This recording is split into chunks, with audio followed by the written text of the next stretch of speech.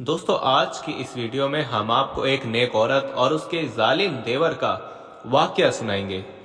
जब उस नेक औरत का शौहर काम की तलाश में बाहर गया तो उसके शौहर के भाई ने उस नेक औरत के साथ गंदा काम यानी कि जिना करना चाहा। फिर उसके साथ जो हुआ उसको देखकर आपकी आंखें फटी की फटी रह जाएंगी, आपकी रूह कांप जाएगी और आप हैरान और परेशान हो जाएंगे कि ऐसा भी हो सकता है।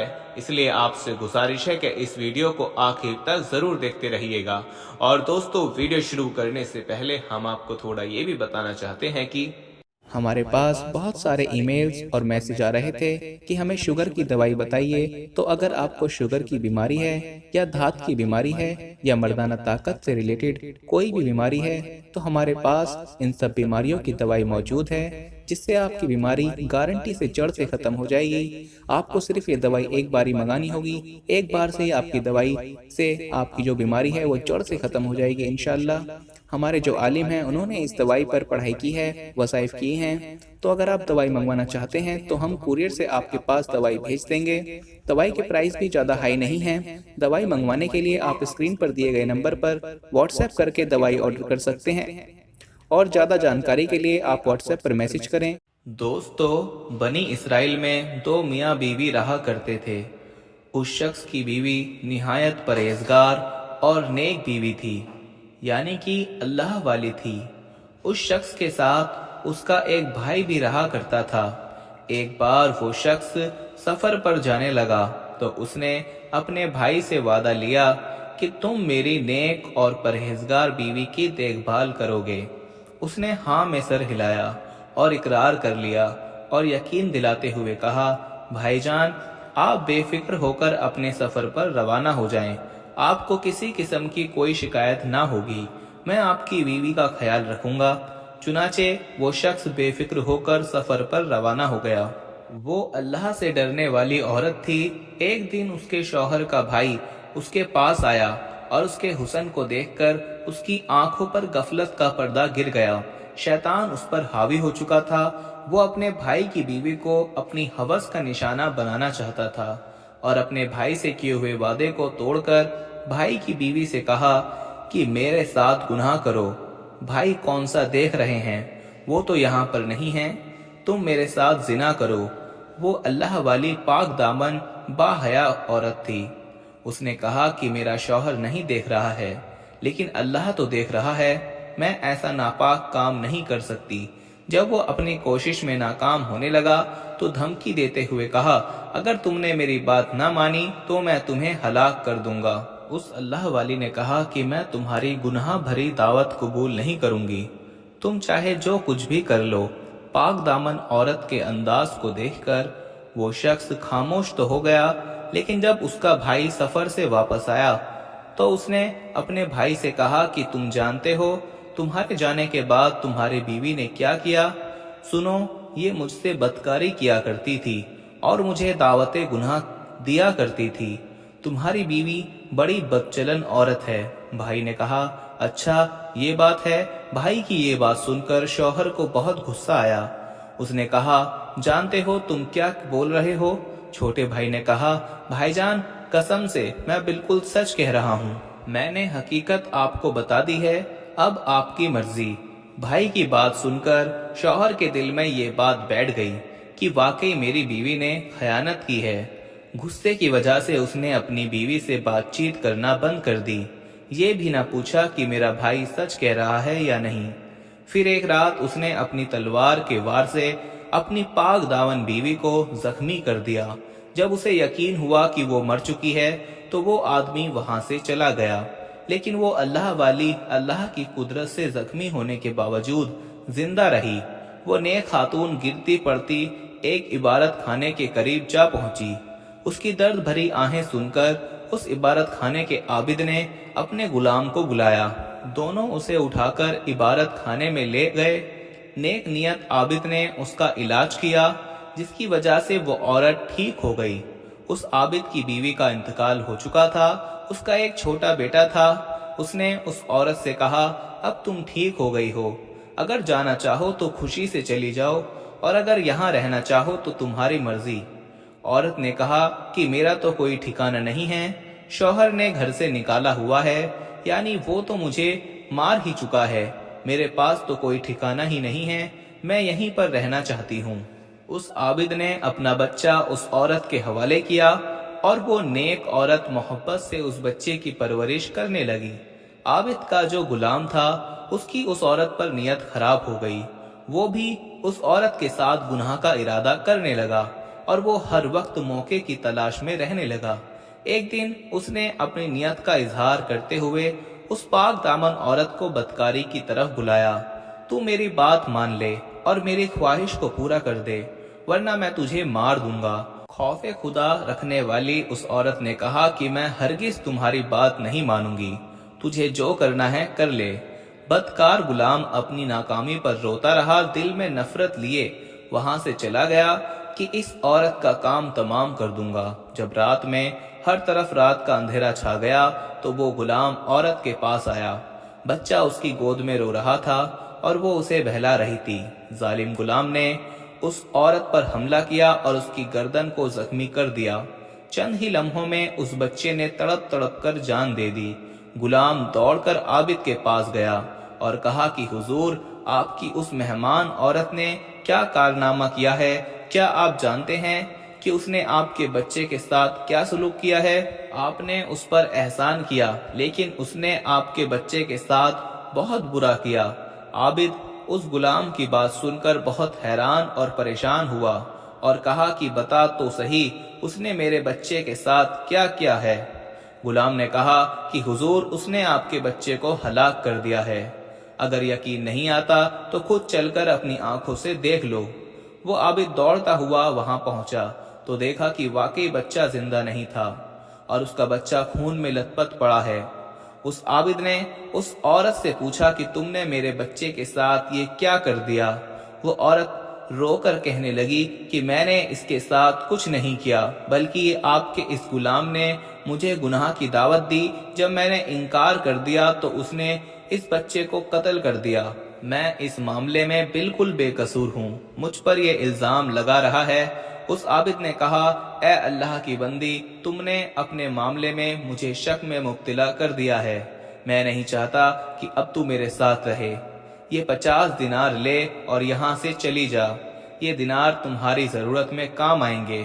اس عورت نے 50 دینار لیے اور اللہ کی رحمت سے امید لگائے اندیکھی منزل کی طرف چل پڑی۔ ایک بستی کے قریب سے گزری تو دیکھا کہ مجمع لگا ہوا ہے اور ایک شخص کو پھانسی دینے کے لیے لایا جا رہا ہے۔ بستی کا سردار بھی وہاں پر موجود تھا۔ وہ عورت سردار کے پاس آئی اور کہا کہ کیا ایسا ہو سکتا ہے کہ تم مجھ سے 50 دینار لے لو اور اس شخص کو آزاد کر دو؟ سردار نے کہا کہ کیوں؟ اس نے کہا کہ بس یوں ہی۔ بستی کے سردار نے کہا کہ لاؤ رقم میرے حوالے کرو۔ عورت نے وہ 50 دینار اس بستی کے سردار کو دے دیے۔ بستی کے سردار نے اس قیدی کو رہا کر دیا۔ قیدی اس پاک دامن عورت کے پاس آیا اور کہا کہ تم نے میری جان بچا کر مجھ پر احسان کیا ہے، آج تک مجھ پر کسی نے ایسا احسان نہیں کیا۔ آج میں تیری خدمت کروں گا یہاں تک کہ موت ہمارے درمیان جدائی کر دے۔ چنانچہ وہ شخص اس عورت کو لے کر سمندر پر پہنچا اور وہاں پر کشتی چلنے کو تیار تھی۔ وہ دونوں کشتی میں سوار ہو گئے۔ وہ عورت بے حد حسین تھی، اس کا حسن و جمال دیکھ کر سارے مسافر حیران رہ گئے۔ وہ عورتوں والے حصے میں آ کر بیٹھ گئی۔ لوگوں نے اس سے پوچھا کہ یہ حسین و جمیل عورت کون ہے؟ اس احسان فراموش نے یہ نہیں کہا کہ اس عورت نے میری جان بچائی ہے، بلکہ اس نے کہا کہ یہ میری کنیز ہے، میں نے پیسے دے کر اسے خریدا ہے۔ کشتی میں موجود ایک شخص جو کہ اس کے حسن پر فدا ہو چکا تھا، اس نے کہا کہ کیا تم اپنی کنیز کو فروخت کرو گے؟ اس نے کہا کہ میں اسے بیچنا نہیں چاہتا کیونکہ یہ مجھ سے بہت زیادہ محبت کرتی ہے۔ جب اسے معلوم ہوگا کہ میں نے اسے بیچ دیا ہے تو اسے میری طرف سے بہت تکلیف پہنچے گی۔ اس نے مجھ سے وعدہ لیا ہے کہ میں اسے کبھی نہیں بیچوں گا۔ مسافر نے کہا کہ تم مجھ سے منہ مانگی رقم لے لو اور خاموشی سے چلے جاؤ، تجھے کیا ضرورت ہے کہ تو اسے بچائے؟ احسان فراموش اور دھوکے باز قیدی نے مال کے بوال میں پھنس کر مسافر سے بہت سارا مال لے لیا اور کشتی سے خاموشی سے اتر گیا۔ اس مسافر نے کشتی میں موجود تمام مسافروں سے کہہ دیا کہ میں نے اس عورت کو خریدا ہے، اب کوئی بھی مجھ پر بلا وجہ الزام نہیں لگائے گا۔ جب مسافر کو یقین ہو گیا کہ اس کا مالک جا چکا ہے، اب واپس نہیں آ سکتا، تو وہ عورت کے پاس گیا اور کہا کہ آج سے تم میری ملکیت میں ہو، میں نے تمہیں خرید لیا ہے۔ عورت نے کہا کہ اللہ کا خوف کر، تم نے مجھے کیسے خرید لیا جبکہ میں آزاد ہوں اور کسی کی ملکیت میں نہیں ہوں؟ مسافر نے کہا کہ ان باتوں کو چھوڑو، تمہارا مالک تمہیں بیچ کر یہاں سے جا چکا ہے، اب نہ تو اپنے مالک کے پاس جا سکتی ہے اور نہ ہی وہ رقم واپس کر سکتی ہے جو تمہارے مالک نے مجھ سے لی ہے۔ میں نے بہت سارا مال دے کر تمہیں خریدا ہے اور تمام مسافر گواہ ہیں، اگر یقین نہیں آتا تو ان سے پوچھ لے۔ تمام مسافروں نے کہا کہ واقعی اس نے تمہیں خریدا ہے، ہم سب اس پر گواہ ہیں۔ پاک دامن عورت نے کہا تمہارا بیڑا غرق ہو، اللہ سے ڈرو، اللہ کی قسم میں آزاد ہوں، آج تک کوئی میرا مالک نہیں بنا، میں کسی کی کنیز نہیں جو کوئی مجھے بیچے گا، اس معاملے میں اللہ سے ڈرو۔ لوگوں نے اس مسافر سے کہا یہ اس طرح باز نہیں آئے گی، اس کے ساتھ جو سلوک کرنا ہے کر ڈال، خود ہی مان جائے گی۔ یہ سن کر مسافر اس کی طرف بڑھا۔ جب اس عورت کو اپنی عزت کا خطرہ محسوس ہوا تو اس عورت نے کشتی والوں کے لیے بد دعا کی۔ اچانک طوفان اٹھا اور اس طوفان کے بھنور میں پھنس کر کشتی ڈوب گئی اور اس کشتی کے تختے پر اس عورت کے علاوہ کوئی بھی نہ بچ سکا۔ اس ملک کا بادشاہ اپنے لوگوں کے ساتھ سیر کے لیے ساحل سمندر پر آیا ہوا تھا۔ تمام لوگ خوشیاں منا رہے تھے۔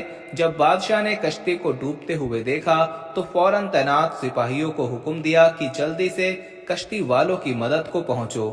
سپاہی گئے تو انہیں اس نیک عورت کے علاوہ کچھ نہ ملا۔ وہ اسے لے کر بادشاہ کے پاس آئے۔ بادشاہ نے ساری بات سن کر نکاح کا پیغام دیا، لیکن اس نے یہ کہہ کر انکار کر دیا کہ بادشاہ حضور، میرا قصہ بڑا ہی عجیب و غریب ہے، میرے لیے نکاح کرنا جائز نہیں کیونکہ میرے شوہر نے مجھے طلاق نہیں دی ہے۔ بادشاہ نے جب یہ سنا تو اس کے لیے الگ مکان بنوا دیا اور وہ اس میں رہنے لگی۔ دن گزرتے گئے اور وقت کی گھڑی تیزی سے چلنے لگی۔ بادشاہ کو جب بھی کوئی اہم معاملہ پیش آتا تو وہ اس اللہ والی عورت کے مشورے سے کام کرتا۔ اللہ پاک نے اس کے مشوروں میں ایسی برکت دی کہ ان پر عمل کر کے بادشاہ کو ہمیشہ کامیابی ملتی۔ اب بادشاہ کے لیے وہ عورت بہت ہی عظیم ہو چکی تھی۔ جب بادشاہ کی موت کا وقت قریب آیا تو اس نے اپنے وزیروں اور درباریوں کو جمع کر کے کہا، اے لوگو، تم نے مجھے کیسا پایا؟ میں چاہتا ہوں کہ اپنے بعد اس کو آپ لوگوں پر ملکہ مقرر کر دوں۔ بادشاہ کے حکم پر تمام لوگوں نے لبیک کہتے ہوئے کہا، بادشاہ سلامت، جیسا آپ چاہتے ہیں انشاءاللہ ایسا ہی ہوگا۔ چنانچہ اس بادشاہ نے اس پاک دامن عورت کے حوالے اس مملکت کی بادشاہت کر دی۔ بادشاہ کا انتقال ہو گیا۔ اس نے ملکہ بنتے ہی یہ اعلان کر دیا کہ پورے ملک کے لوگ بیعت کے لیے جمع ہو جائیں۔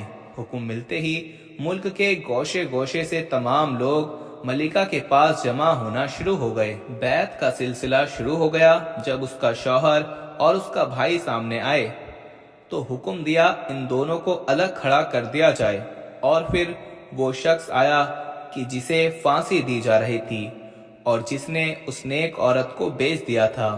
ملکہ نے حکم دیا کہ اس کو بھی ان دونوں سے الگ کھڑا کر دو۔ پھر نیک عابد اور اس کا بد کردار غلام آئے تو انہیں بھی لوگوں نے الگ کر دیا۔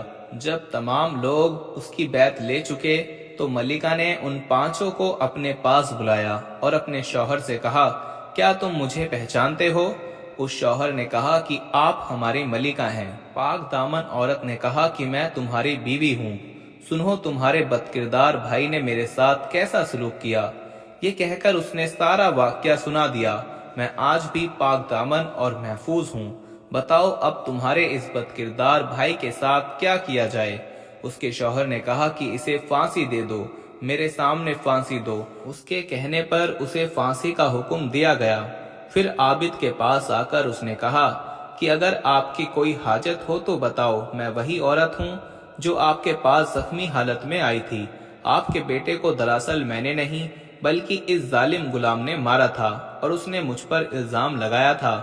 آپ کیا چاہتے ہیں؟ اس عابد نے کہا کہ اس کو بھی پھانسی دی جائے۔ اس عابد کے کہنے پر اس غلام کو قتل کر دیا گیا۔ اب اس شخص کی باری تھی کہ جس کو پھانسی دی جا رہی تھی اور ملکہ نے اسے بچایا تھا۔ جب وہ آیا تو اس کو بھی قتل کر دیا گیا اور اس کی لاش چوراہے پر لٹکا دی گئی اور وہ سب اپنے انجام کو پہنچ گئے۔ اس پاک دامن با حیا عورت نے ہر وقت اپنی عزت کی حفاظت کی، احکام خدا کو پیش نظر رکھا اور صبر سے کام لیا۔ آج اسے تاج و تخت اور عزت و عظمت کی دولت میسر تھی اور وہ اسی طرح سلطنت کو چلاتی رہی اور نیک حالت میں اس دنیا سے رخصت ہوئی۔ تو دوستو، یہ پاک دامن عورت کا واقعہ آپ کو کیسا لگا؟ کمنٹ باکس سے ہمیں ضرور بتائیں اور ویڈیو کو لائک کریں۔ ملتے ہیں اب اپنی اگلی ویڈیو میں، تب تک کے لیے مجھے اجازت دیجیے۔ فی امان اللہ۔